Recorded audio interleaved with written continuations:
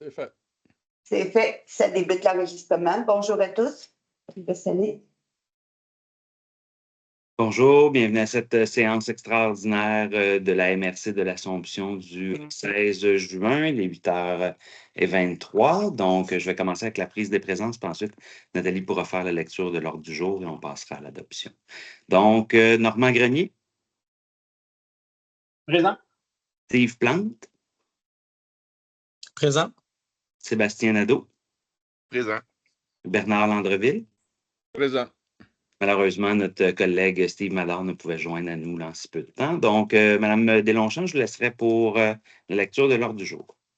On va commencer avec l'ouverture de la séance extraordinaire. Je vous donne lecture de l'avis spécial de convocation à la présente séance extraordinaire. Ça a été donné le 10 juin 2025 par courriel à tous les membres du Conseil et je donne preuve des récépissés, des remises et de l'accusé de lecture de chacun des membres qui a été effectué le 10 juin également. En conséquence, la présente séance extraordinaire a été régulièrement convoquée. Cette convocation est faite selon les dispositions de l'article 156 du Code municipal du Québec. Pour l'avis de convocation, on a en premier point la séance du mardi 17 juin 2025 à 8h15, quelque petit peu en retard.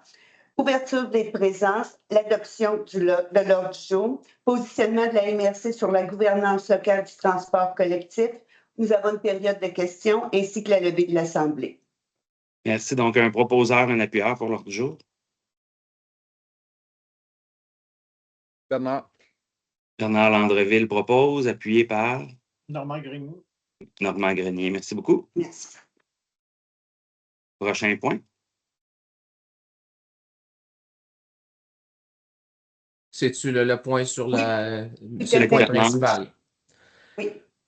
Dans le fond, c'est une demande d'appui de la part de EXO. Je pourrais, si vous le souhaitez, vous lire les deux paragraphes de la résolution et vous aurez des échanges ou des proposeurs par la suite. Donc, les deux paragraphes vont comme suit.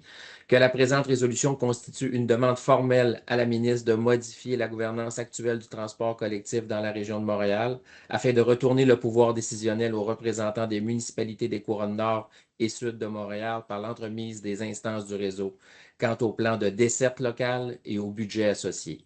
Ça, c'est le premier élément.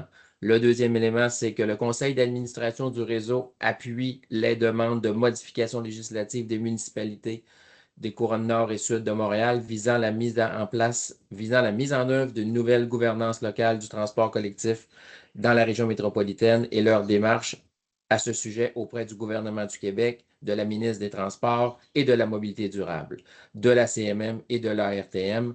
Donc, c'est nommément la résolution prise par le conseil d'administration des EXO pour laquelle on vous demande un appui. Exact. Donc, est-ce qu'il y a des questions? Non. Un proposeur pour la résolution? Normand Grenier, appuyé par Bernard. Bernard Landreville. Merci beaucoup. Est-ce qu'il y a d'autres points à l'ordre du jour, Mme Deslongchamps? Il y avait une période de questions, mais on n'a pas d'audience dans la salle. Puis il y avait la levée de l'Assemblée pour le dernier point. Excellent. Donc, un proposeur pour la levée de l'Assemblée. Steve Plante, appuyé par Normand Grenier. Merci beaucoup à tous, chers collègues. Bonne journée tout le monde. Bonne journée tout le monde. Merci. Au revoir.